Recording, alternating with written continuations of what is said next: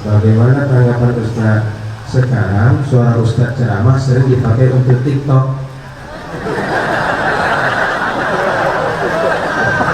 Banyak ceramah Ustaz dipakai untuk TikTok. Saya sampaikan kepada para TikTok, kalian yang pakai TikTok tidak pakai jilbab, mengejek-ngejek saya, kalian cari saya di akhirat nanti. Kalian yang pakai TikTok untuk diupload ke internet, mengejek-ejek, lalu kemudian mengambil keuntungan dari situ, yang kalian ambil itu haram. Kalian makan menjadi darah daging. Tidak ada ngambil duit, tapi dibuat itu hanya untuk banyak like, hanya untuk ketawa-ketawa saja. Sudah mempermain-mainkan agama. Adapun yang TikToknya itu, TikTok terbagi dua, satu TikTok haram, satu TikTok halal. Ada dia pakai peci, anak muda, meniru ceramah, isi pesannya baik, mengajak sholat, ngajak puasa, bagus. Tapi ada anak gadis tidak pakai jilbab, pakaiannya tidak sopan, tapi menggunakan isi ceramah hanya untuk laibau wa huzwa, mengejek dan mempermainkan. Maka ingatlah, kalian akan tua, kalian akan sakit, kalian akan mati, dan akan diminta tanggung jawab di hadapan Allah Subhanahu wa ta'ala. Allahumma ballaghtu, ya Allah sudah kusampaikan. Allahumma fashhad, saksikanlah ya Allah. Like and share. Nanti potong share biar mereka tonton. Takutnya yang itu pula di TikTok kan ya. Wallahu a'lam. Pertanyaan terakhir Ustaz. Ya. Bagaimana caranya zakat profesi? Saya nggak paham Ustaz. Selama ini sering dengar saja Ustaz. Zakat profesi ini mesti ditulis. Saya tulis di sini, nanti ambil foto share. Baru wajib zakat kalau punya duit 85 gram emas. 85 gram emas kali 500.000 sama dengan 42.500.000. Nah, 85 gram kali 500.000, 42.500.000 setahun. Jadi kalau Bapak Ibu mau ngitung gaji, bagi 12. 42.500 bagi 12 sama dengan 3.600.000. Siapa yang berpenghasilan, saya tak sebut gaji, karena ada orang yang gajinya 2 juta tapi penghasilannya 20 juta. Karena banyak, entah uang apa namanya, uang tunjang, uang sifat, uang sundul, uang tanduk. Kumpulkan semua komplit itu.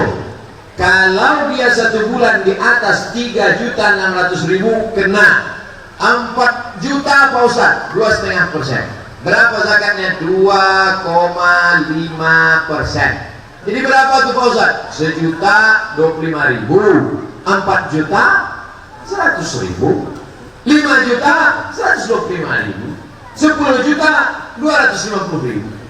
Saya Pak Ustaz gaji saya 100 juta, 2,5 juta.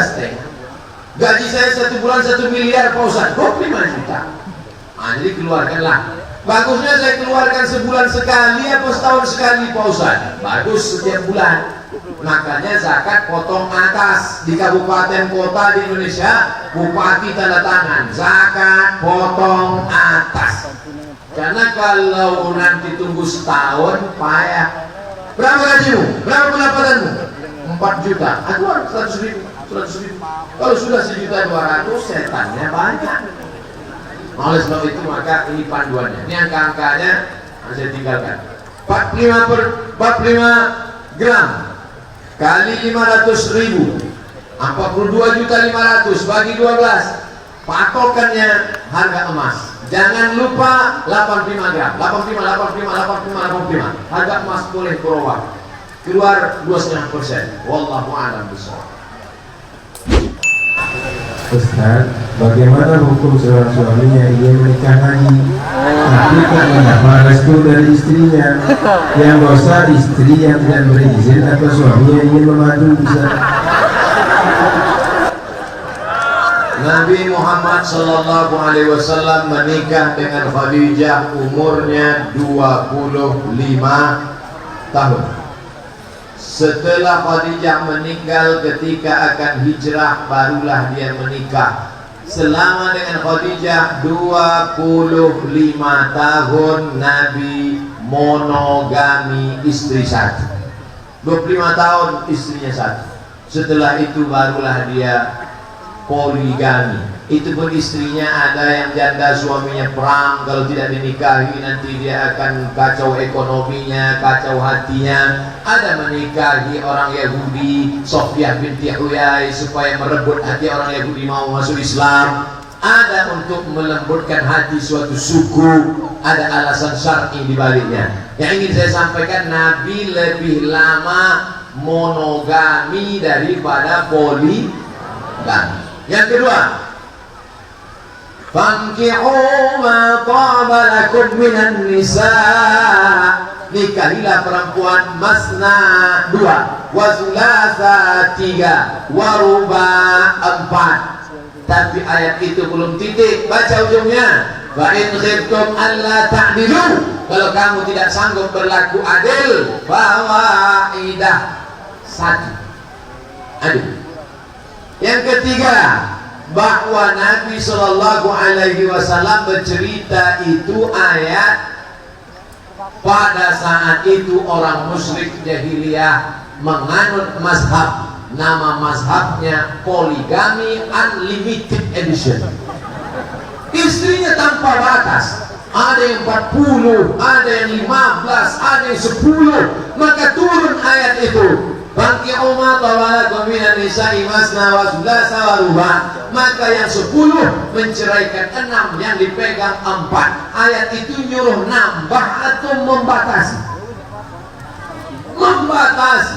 Pahami dengan baik. Kecuali darurat tingkat tinggi. Ada bapak yang memang luar biasa, bapak ini pun termasuk spesies limited, 300 tenaga kuda, sampai tak tahan lagi ibu itu. Daripada aku mati, bagus aku carikan bang, katanya. Saking banyaknya orang menikah, memperdulikan tidak, memperturutkan yang dia inginkan, tapi tak sesuai kemampuan dengan keinginan, maka pemerintah Republik Indonesia dengan kombinasi hukum Islam, namanya kompilasi hukum Islam, dibuatlah aturan tidak boleh menikah istri kedua sebelum ada izin dari istri pertama. Maka ibu jangan pernah takut, Bu. Jangan takut, jangan cemas. Tidak akan mungkin dia bisa menikah kalau tak ada izin matre 6.000 tanda tangan itu. Selama izin matre tanda tangan tak turun, tak akan mungkin dia bisa menikah. Takbir. Makanya ibu sebelum tidur malam, kalau nampak di dekat-dekat tempat tidur itu ada kertas, matre, waspada. Mana tahu kalau kita sedang tidur begini kan? Itu bisa dihukum pidana. Kenapa demikian?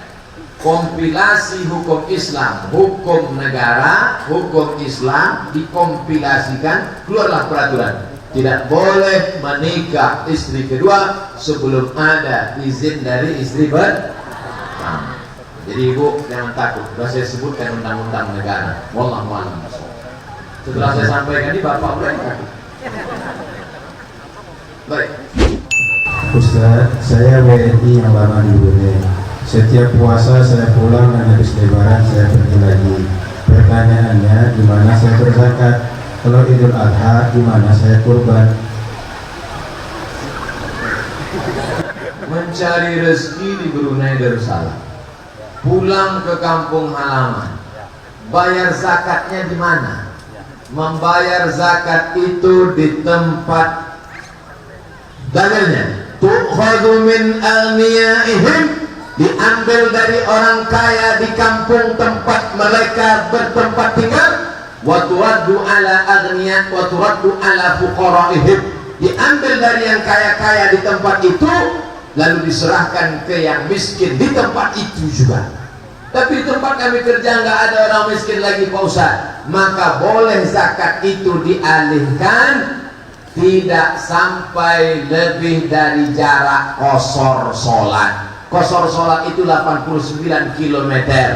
Kenapa zakat orang dari Kuwait bisa ke Indonesia? Kenapa zakat orang dari Qatar kemarin dibangunkan? Kenapa zakat dari orang jauh bisa ke tempat lain? Karena tempat-tempat ini sudah dianggap mampu. Kalau orang-orang itu berzakat, maka kita alihkan ke tempat yang tidak mampu di tempat kita. Karena menurut rata-rata ini orang-orang mampu, tak lagi memerlukan. Tapi kalau di tempat kita itu ada yang tidak mampu, kita bagi prosentase. Di tempat ini 30%, di sini 70%, di sini 50%, di sini 50%. Hukum aslinya berikan di tempat yang kita bertempat tinggal berdiam. Tapi kalau di situ mampu, boleh kita bawa ke tempat yang lain. Begitulah menurut para ulama. Baca dalam kitab Al-Fiqhul Islami wa Adillatuh Syekh Wahbah Zuhaili tentang masalah membawa zakat tidak di tempat mencari nafkah. Kedua, masalah berkurban. Idul Adha pulang kampung, di mana saya berkurban? Mirip seperti zakat. Daging kurban tidak boleh dibawa lebih dari jarak qasar sholat 89 km. Bekerja di Brunei Darussalam, pulang kampung naik pesawat 2-3 jam. Itu bukan cuma 89 km Pak Ustaz, sudah beribu-ribu kilometer. Bolehkah saya bawa? Maka di tempat orang mampu-mampu tak lagi perlu berkurban, dibawa ke tempat orang yang tidak mampu. Dalil itulah yang dipakai pemerintah Saudi Arabia. Makanya kurban di Saudi dibawa ke Djibouti, Afrika. Kurban dari Saudi dibawa ke Bangladesh, dikalengkan, dibuat kornet, dibagikan ke tempat yang jauh. Kenapa? Karena sebagian tempat ini menurut prediksi, karena adanya orang kaya sudah terpenuhi untuk memperoleh hewan kurban dan zakat. Wallahu a'lam bishawab. Ustaz, puasa kan 29 atau 30 hari. Bagaimana kalau kita puasa 28 hari atau 31 hari? Yang kedua, kadang Brunei beda dengan Indonesia penetapan waktu Ramadannya Ustaz. Kita ikut yang mana? Tinggal di Amerika, misal penetapan puasa tanggal sekian Masehi. Begitu 3-4 hari mau hari raya pulang ke Indonesia, dan setelah dihitung ternyata 28 hari, maka setelah Ramadan dia mesti tambah 1 hari, karena Ramadan tidak ada 28. Yang ada 28 itu Februari. Ramadan itu kalau tidak 28, 30 hari. Maka ini yang mengalami banyak pasti yang dari Departemen Luar Negeri, karena bekerja di berbagai negara internasional. Dari Eropa pulang ke Indonesia, tiba-tiba bertambah hari atau berkurang. Yang 28 tambah 1 hari lagi, maka barulah lengkap 29 hari. Adapun kalau dia tinggal di suatu negara, cepat puasanya, sampai ke Indonesia lama berbukanya, setelah dihitung ternyata menjadi 31 hari, maka yang 1 hari berlebih itu bernilai sunnah. Sama seperti kita sudah sholat isya tadi, tiba-tiba pulang nanti ada 1 jamaah sholat isya, bolehkah kita ikut sekali lagi? Boleh ikut. Sholat yang tadi fardu, sholatnya yang kedua itu sunnah. Nah, itu tentang orang yang puasanya berlebih atau berkurang. Pertanyaan kedua, tinggal di Brunei Darussalam, ikut penetapan puasa Indonesia atau penetapan puasa Makkah Al-Mukarramah? Yang diikut adalah negara tempat kita tinggal. Dalilnya mana?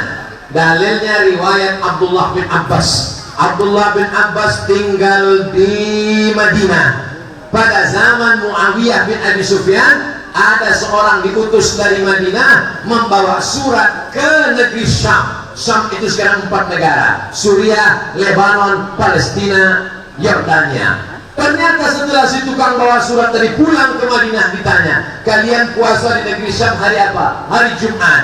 Puasa di Madinah hari apa? Hari Sabtu. Menunjukkan beda tempat, beda matlak, beda penampakan anak bulan. Maka yang diikut bukan Makkah, yang diikut adalah negeri tempat tinggal kita. Negara kerajaan Brunei Darussalam punya mufti mengeluarkan fatwa, maka ikut fatwa tempat kita tinggal. Wallahu a'lam bishawab.